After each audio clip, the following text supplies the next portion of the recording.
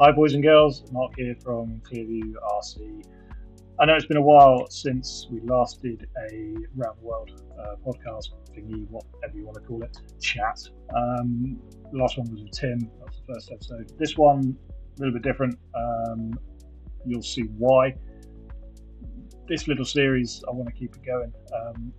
We're only 2 episodes in, and already the conversations have been absolutely outstanding. I've learned a lot. I really hope you guys have learned a lot.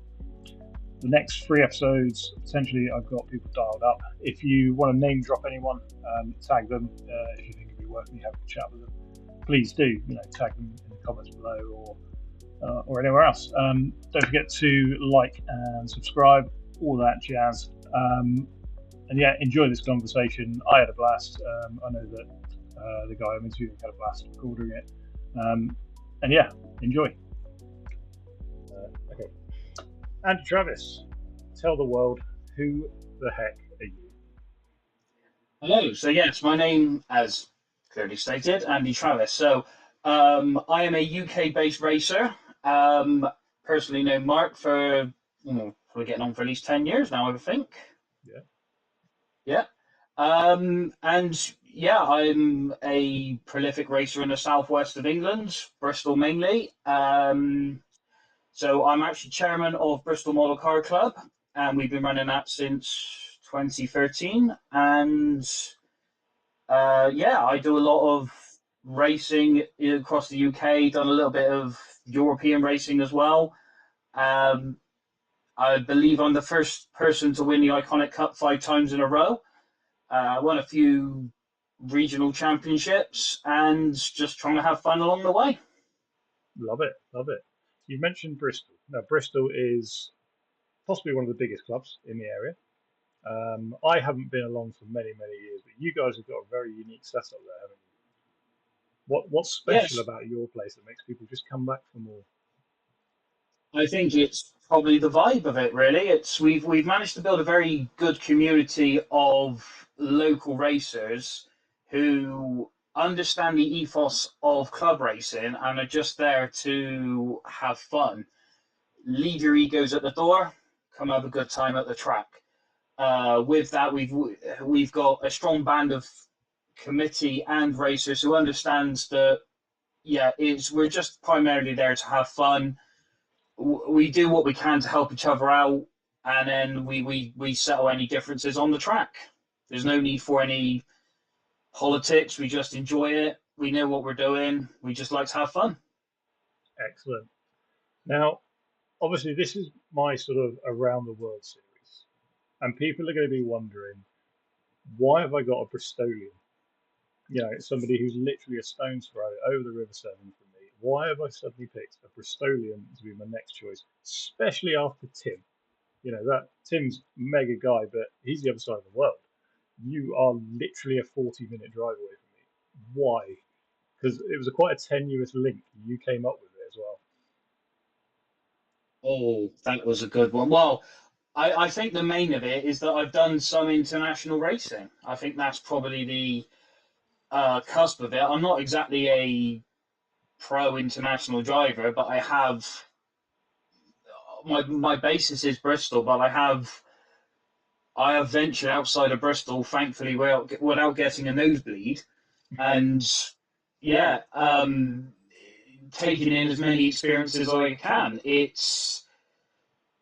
I suppose for the international viewers of this podcast, it will be to see what it's like actually racing in England compared to, as you said, with Tim in Australia. So for me, I've raced in the Czech Republic and Germany mainly with the ETS series. Really enjoyed it. It's just at the moment time and family constraints that sort of kind of restricted me from doing more. But it's just how life is these days. Yeah, definitely. Now, you told me you've got a plan for next year. I mean, I think I remember the conversation was something like, do you want to go on a road trip? And then you mentioned a very big event that we definitely can't drive to. Tell everyone Yeah. what that one is. Your goal for Uh, next year. we probably could technically drive it, but it might take about It two take a years. while. So for me as a racer, there's always your races you see on your internet TV and stuff. One of the races always captured my interest has been the TITC, the Thailand International Touring Championship. Again, like I said, it's been on my bucket list for years. Always wanted to do it. Looking at the prices and stuff, I don't think it looks too much out of scope. And again, I think this would just be an amazing event if I'm able to get everything together to have a go. And then obviously, if I can convince you to go, we'd make it a fantastic trip. Great. Okay, what class though? Because you've been chopping and changing a lot. I mean, I've always known you as a 17 and a half blinky driver. That's where I've raced against you at the Chippenham Winter Series. I've raced against you at Cotswolds club events. Recently, you've been dipping your toe into modified though, and getting quicker and quicker as every time you've gone out as shown. Yeah, is that the event you'd be eyeing up at TITC, or would you drop I, down? I, I think I'd have to look at the classes. I mean, for me over the years, my favourite class has been 13.5 boosted. And I believe last year they had 13.5, what they call open. So for me, that would be the ideal opportunity. But yeah, as you said, I am primarily a stock racer. I've been racing stock pretty much all my life, even from the days of 27 turn brush motors, 19 turn brushed. I've dabbled here and there with modified, but it was always for me to make that leap. I always struggled with. But this year, I've had to take a little bit of a step back from my national commitments. So for me to race primarily at the Cotswold Model Car Club, it was a perfect opportunity for me to put a modified motor in and see if I could actually do it. One of the problems I had over the years was having a car that wasn't capable, that I just felt I just couldn't get to grips with modified driving. However, since 2022, I've been driving Tamiya privately. The car, we've been working with the car with the Tamiya drivers in the UK, and I'm feeling much happier, much more confident that I feel that this was the opportunity to at least have a go with modified and see how I fare. And as you said, I've improved pretty much one lap every run. I mean, my first meeting, yeah, let's we'll glaze over that. We'll It ignore was a that. bit, I'll get the yeah. results up on screen for the boys. Oh, 100%. You want to, but in the same time, you can see my level of progression. I've had to put the time and the effort in. It's Yeah, not just a case of putting the modified car down and driving it. It's learning the mentality of driving a modified car compared to a stock car. A stock car, you almost say you send it everywhere. It's just mash the throttle almost, yeah, and you're just trying to keep as much momentum as possible. With modified, you don't. I wouldn't say you have that degree of sort of. You have to be a little bit more gentle with the throttle. You can't just send it and just hope for the best. You have to be so progressive and so smooth, which is what I'm learning. And yeah, a couple of mistakes are being made along the way, but of course. there's something very much rewarding about the car going full throttle down the straight that you just don't get with a stock class, unfortunately. I feel I'm better in stock, but it's only because I've been doing it so many years that Yeah, I suppose I'm just accustomed to it. yeah. No, you mentioned the mash of the throttle thing. That's definitely my strength for stock racing, as you well know, racing against me. I'm Oh, very good at mashing 100%. the throttle, yeah, Oh, exceptionally good. 100%. Which has always surprised people that I've now moved on to doing F1, where it's a lot more, I'd say similar to modified. Yeah, you're having to be gentle on the throttle, and build the speed up. Same with the 8th Nitro stuff I did. You can't just hammer the throttle out of that car. You've got to be just smooth, smooth, smooth, smooth, smooth. Yeah, you But can't be aggressive with those sort of cars, especially with two-wheel drive pan. I mean, also for me, I also race mini Zs, yes, you the did. little Yeah, 20. I do have a body here, so for those unaccustomed, it's fine. this scale compared to touring car. Yeah, So it's quite a different mindset, but also yeah, same sort of thing. You can't just hit the throttle and just expect it to pull you round. You need to be a little bit more progressive. So modified is almost very similar, in my opinion, to driving a two-wheel drive pan car. You Yeah, can't. You have to be smooth with it, otherwise the car will just snap, and yeah, you're not going fast with it at all. yeah, no, definitely not. Right, I've got a few more questions for you. They're good ones. They're good ones. Mentioning classes, there's obviously been a big debate lately in the press about slowing stuff down and a few things like that. I'm not going to lean too much into conversations I've had. I've had some big ones, but do you think there's A, too many classes, or B, too much speed? So too many classes, I think that's a difficult one because you're trying to cater for everybody. Yeah, Um, I think a lot with social media and stuff, everyone's very happy to put their 2 cents worth in. Personally, for me, I think the touring class there should be a progressive class. So as I mentioned earlier, 13.5 boosted was a preferred class for me. In my opinion, I would love to see it come back, but then it is dictated by membership uptake, and obviously with the BRCA National Championship this year, the progression was the choice was made to amalgamate it to have so many classes within that one race meeting, which for the long term of it, I think is a good thing because you're allowing that support of the other classes. I think it almost feels like it's been a bit of a restructure that you're able to get these classes together, but mm, then you're looking at other drivers who would see said classes they've never really given a full. So that happened to me a few years ago. I was racing at Colchester and I saw one of the 8 scale GT8 cars. yes, yeah, Never you give did it, a series. never gave it a fault within my time. I never even acknowledged it. However, watching the car go round was a completely different matter. It looked so fun to drive. Within 6 months, I've managed to secure a driving a harm car and doing the national championship the next year. So in terms of the national championship, you could have that situation where other people look at cars, let's say Formula One, for example, never giving it a second thought. They like the look of it. And then maybe next year, you've got one or two extra Formula One drivers. And then it may get back into a situation where Formula One is popular again. It's, for me, like I said, I'm looking at it as a restructure. I don't see it as a negative. I think where there were classes that are not well supported, it's an opportunity to keep the series alive and hopefully get into a spirit of regaining racers. Yeah, But like I said, as you can see, they see this new car which they've never given a second thought to, and hopefully rejuvenating it. But time will tell. time will definitely tell. Which obviously you're involved with me with the LMH endurance stuff. You've been in the background helping sort all that out. Um, do you think that class has a future?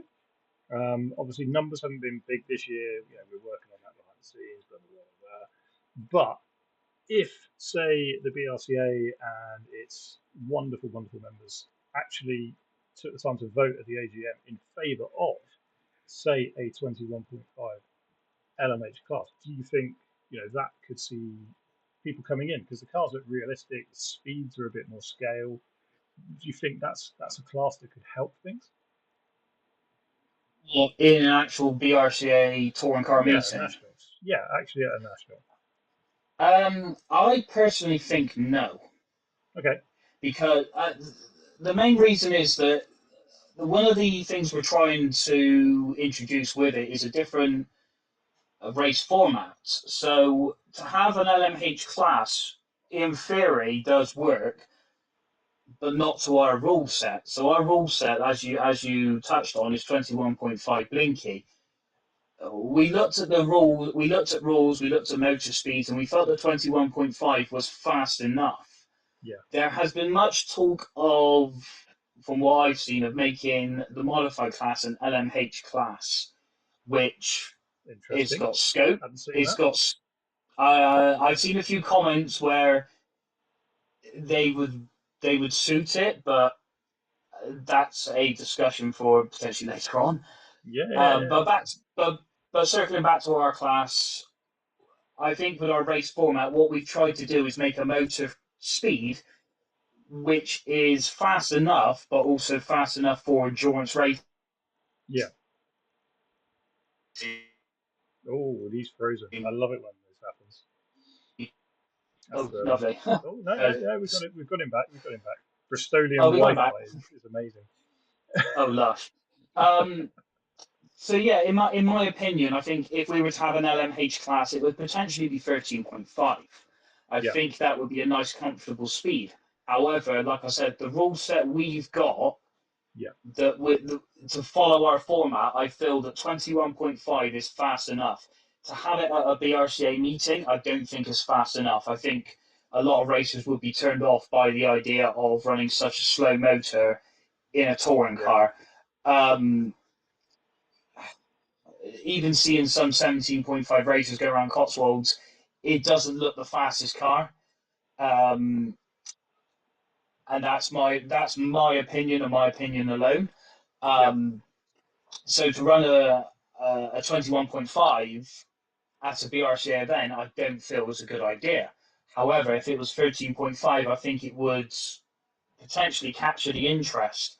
But obviously, we've been working on the endurance race being a completely different format, but where you actually have four drivers rather than just a single driver.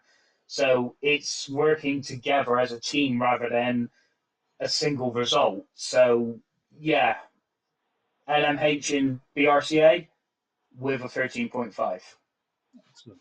Well, let's try and make that happen because I'd be keen to drive it. I think, especially if we can get Yeah, those. Is it Orca that do those speedos where you could have 30 seconds of boost or something like that? I I remember believe seeing that. so.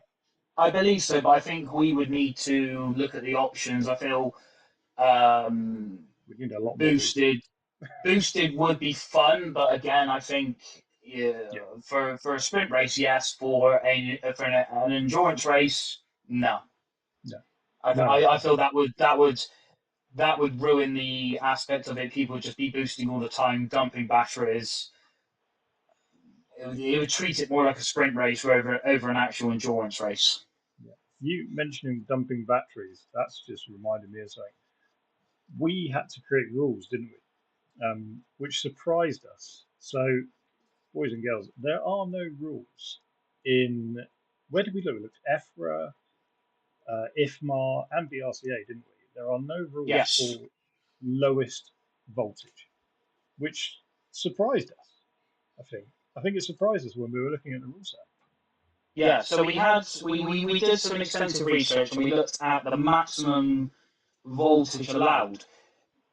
To be fair, there was quite a lot of ambiguity there. Yeah, However, we've nailed the rule set down and we felt that what we have should work. But as you said, there is no minimum voltage, and the viewers that do know, obviously, 99% of them are going to be running LiPo or a lithium-based battery.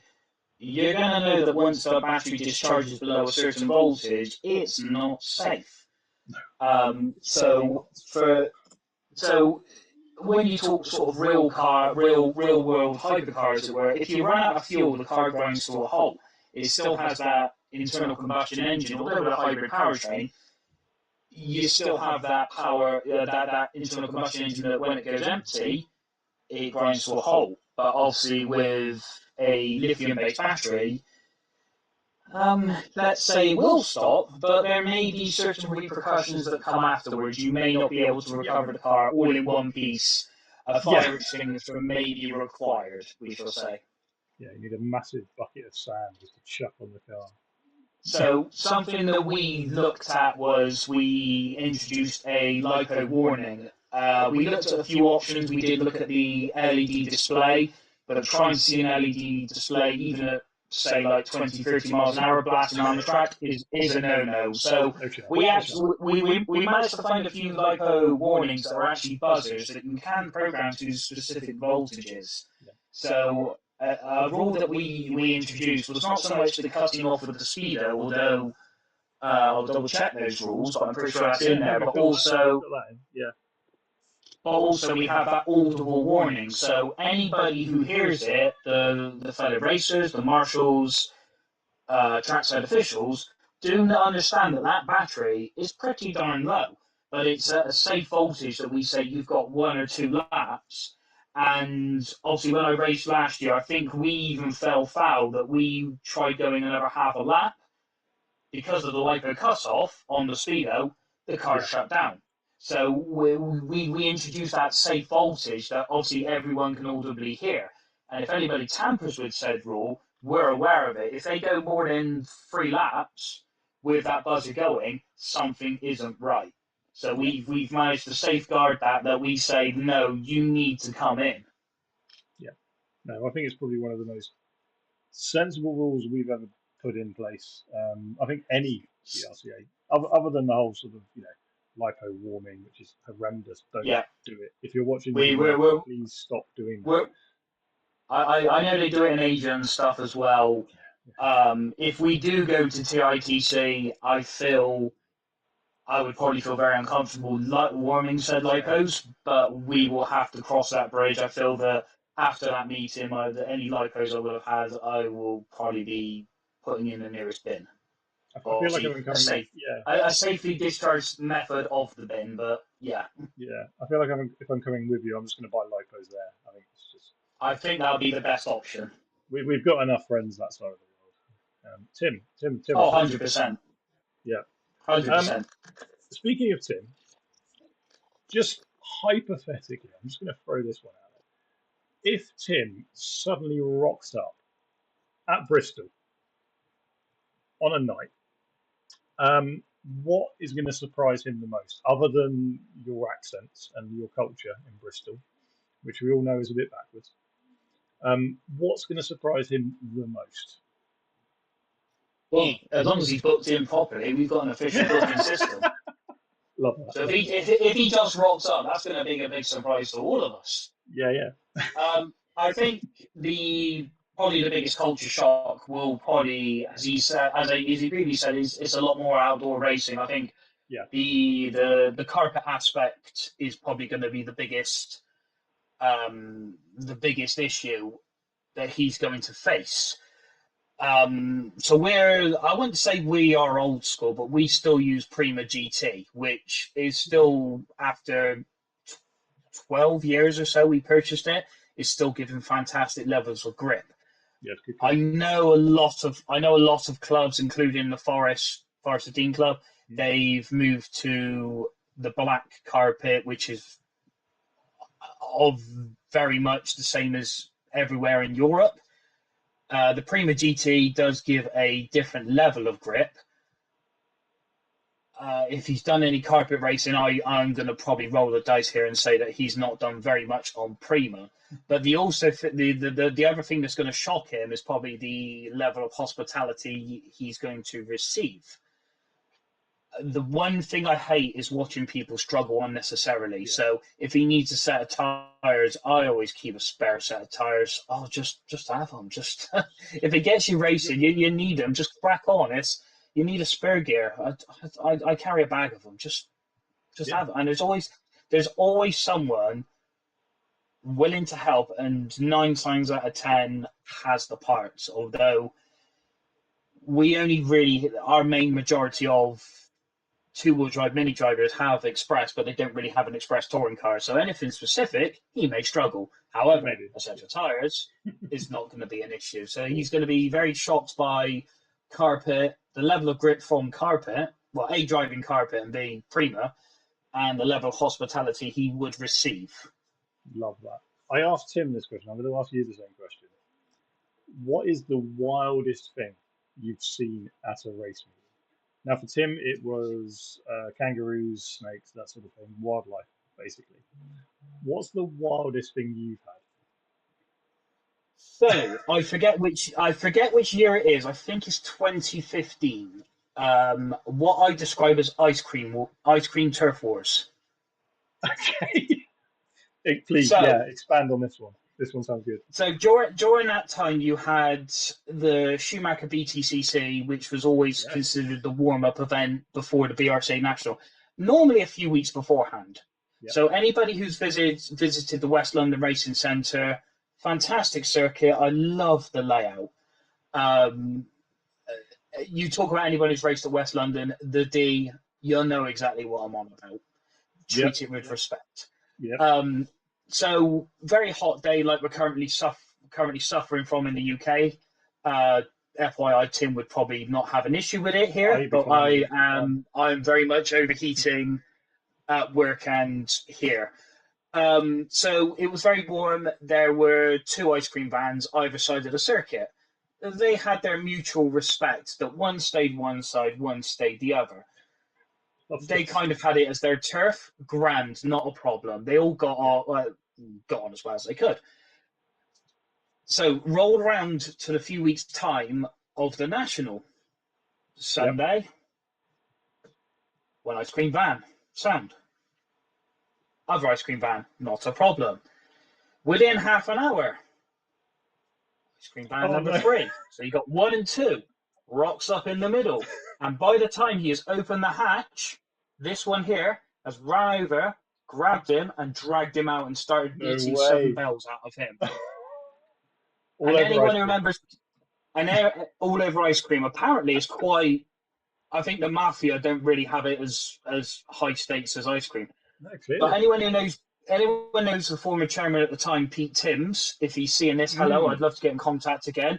I have never seen that man run so fast to try and deal with the situation. There were police.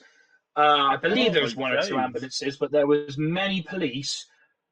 As you said, all over ice cream. It was, I would probably say that is the wildest thing I've ever seen at a race meeting, all over ice cream. I felt I was going to walk up to number 2. I think I'll give it a miss for now. Was that back in the 99 wasn't 99p as well? Yes. Yeah. But yeah, that was 2015 were crazy times. For that was West London always brings something new, something I've never expected. I've seen eggs thrown on the track before a race, cars broken into. But yeah, ice cream turf wars, I'd probably say, is the wildest thing I've ever seen. Well, I guess where my next big event is. And I'm camping. Great. Just don't buy an ice cream. You're fine. Might pull out of it. No. Right, I'm going to give you 10 quick fire questions. You ready? There's no timer. Don't worry, there's no timer. No. Carpet or tarmac? Tarmac. Interesting. Foam or rubber? This rubber. Is tires. Ooh. Yes. Okay. Interesting. Touring car or was it GT8? The GT. Oh. Yep. Oh. Yeah, I'm going there. Oh. If I had the time, it would be GT8. Oh, nice. Okay, blinky or modified? I think I know the answer. Modified. Yeah. Modified outdoors, blinky indoors. Oh, okay. Interesting. Purely because I haven't ran modified indoors yet this season, so. I have. It scared the life out of me. It scared the car to bits as well, but that's another story. Practice or race day?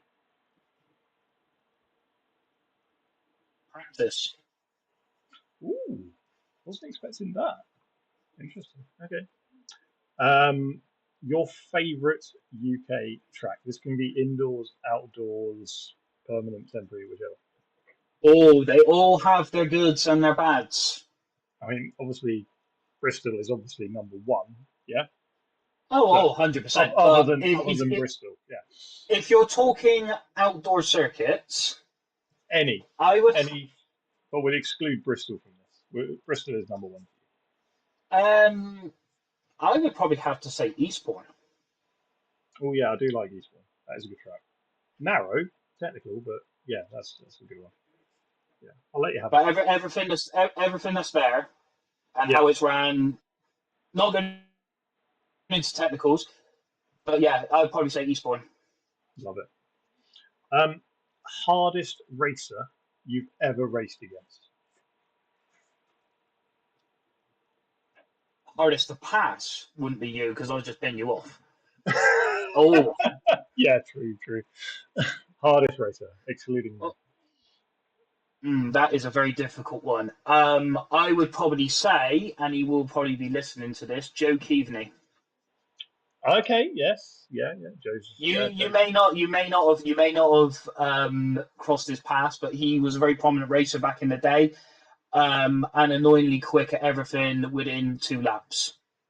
Sounds awfully familiar. I know a guy like that. Yeah. Yeah, annoying, aren't they? No, yeah.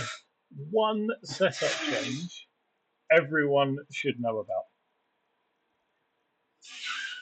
I'm looking at my car here, and I'm trying to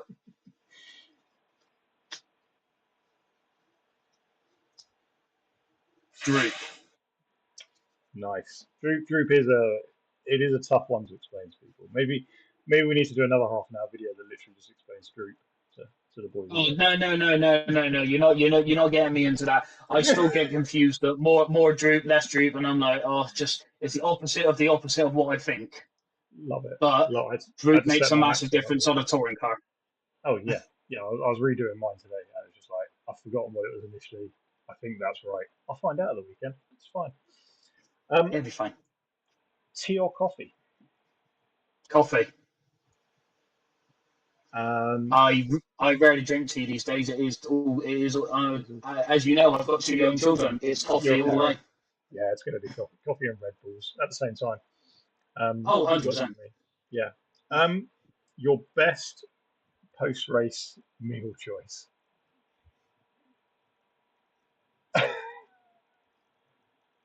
Probably. I know it's going to sound very romantic, Oh, but the home cooked meal my wife has made for me after oh, knowing that I've had a long day's race, and if I've driven 2-3 hours home, there's something about being home, tea waiting there for me, yeah. that just hits the spot. That just knows that I'm home. I've done what I need to do for the day. This just tops the evening off. I love that. That's beautiful. Well done, Mrs. Travis. She's the best. Very much so. Right, I can't. I I'm going to couldn't. give I couldn't you. do half the racing without her. No, that's a good point. You got to thank these people. Um, right, I'm going to give you one big question to end on. And this has been very insightful. Love chatting with you. You're a man, a myth, and a legend all at the same time. If you could I think for worse, change, it's fine. if you could change one thing about RC racing tomorrow, what would it be? Oh, a controversial decision. Um, that is a very good question.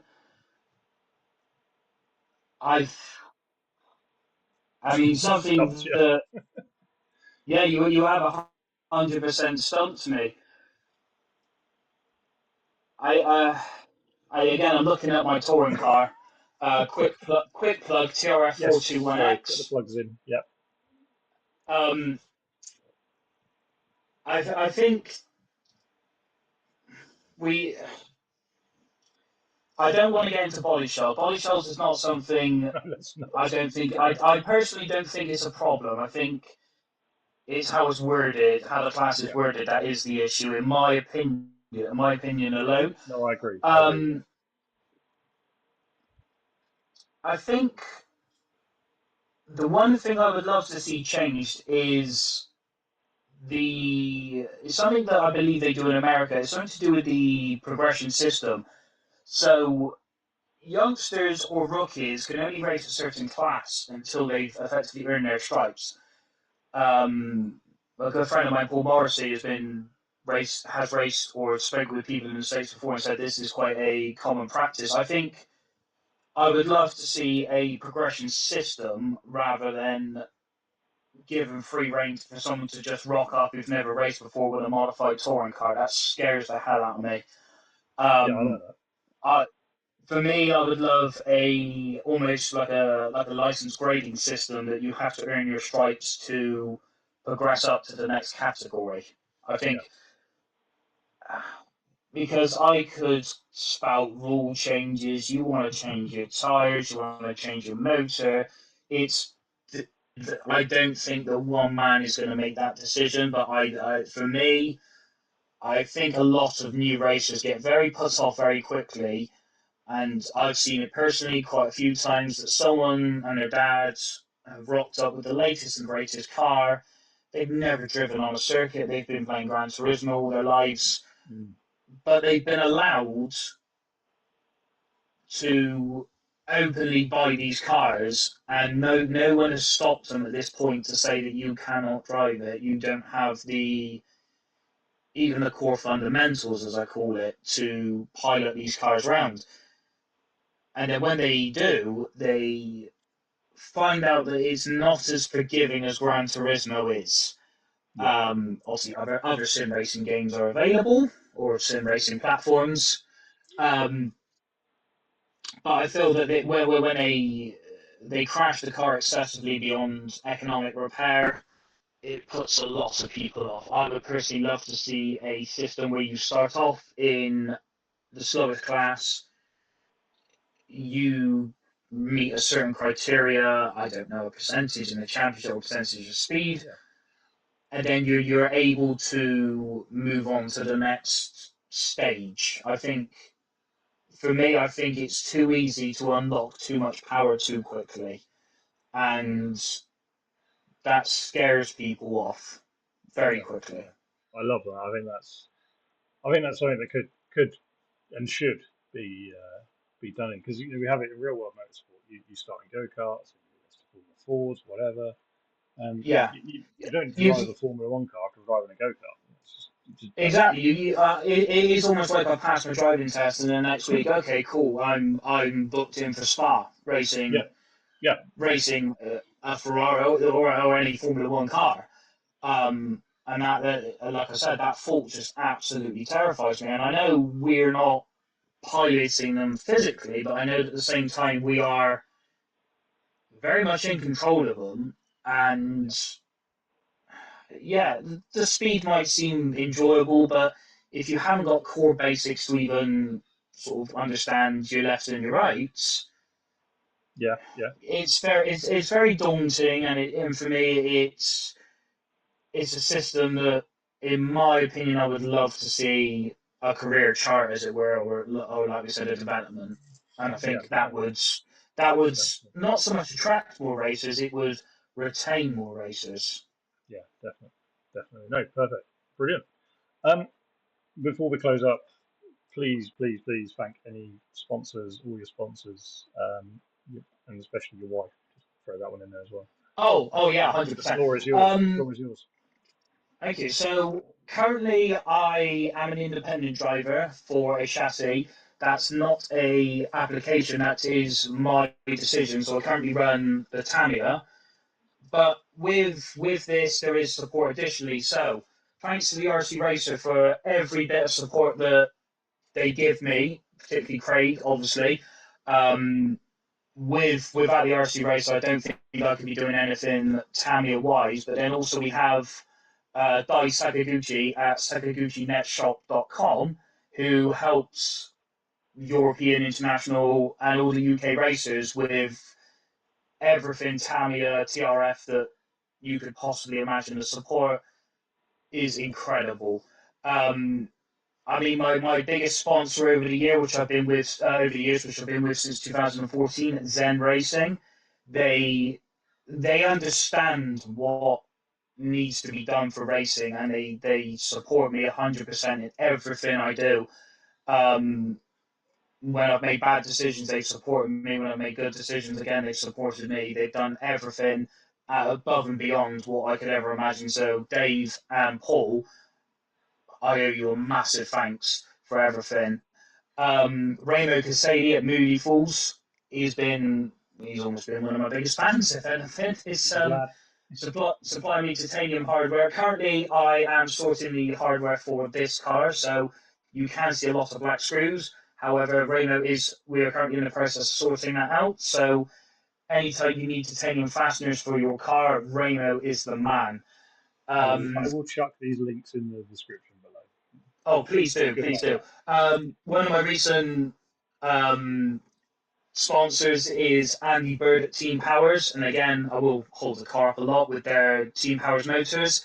And I'm currently running a servo as well. The Speedo is not down to Team Powers choice. It's just that I literally bought it the week before Andy took me on as a team driver. So, however, I've tested the Speedo and I cannot fault it. So, massive thanks to Andy, all his support. Trying to think who else supports me. I'm going to come off camera a second just to see. No, that is everyone on my. I've just seen everyone on my current shell of sponsors. So then also Unova Consulting. That's Harrison at Unova Consulting. Any technical business leads, you need to speak to him. He will sort you out. Um, but yeah, I think without the support of my family, my loving wife Katie, and my two children, Emily and Ben, I don't think I could do my racing as much as I could. It's they don't realise the support they give me, but the recognition of I'm trying my best, I do what I can, Yeah, um, and the wife actually lets me go racing, which is a big as a family man, as any family men know, that is a very big ask to ask your wife to look after your kids for the whole weekend. The kids, sorry, not yeah, um, yeah, basically look after the kids for the whole weekend while I go out doing something I enjoy. So massive thanks there. I don't think I could do anything without her. She's been with me through the highs and lows of racing. Yeah, doesn't quite understand what goes on with it, but at the same time, supports me and lets me do this as much as I feel I can. So there's a massive thanks there. no, awesome. Andy, this has been an absolute privilege. Thoroughly enjoyed this. I will chat to you off camera, and I'll think about who we can target next. I might lean into your contacts a little bit. Maybe we go to Asia. Maybe we try and find someone who's done the TITC to get you an in, as it were. I'm sure we could put the feelers out. I'm sure someone could find us a pit table that we could, or even one of those private rooms with air conditioning. I'm sure we Oh, could that'd be find awesome. someone between us that would help us out. So Yeah, yeah, if there's any support that we can gain to TITC, would be greatly appreciated. Um, yeah, yeah, that is kind of an open reach for anything that can be done. But yeah. yeah, we would Like, just if we are there, we are there purely to enjoy it. We're not worried about sponsorship, trying to gain sponsorship. We're just there to represent the UK as best we can. We will probably show off our drinking skills as best as possible. Probably drink more people under the table than they would probably anticipate. yep, Um, but the main thing would be that we would be representing ourselves as best as possible and potentially be great ambassadors for the UK. I'd better get a passport sorted. And on that note, Please do. thank you so much, and I'll see you trackside. Absolute pleasure. Thank you very much.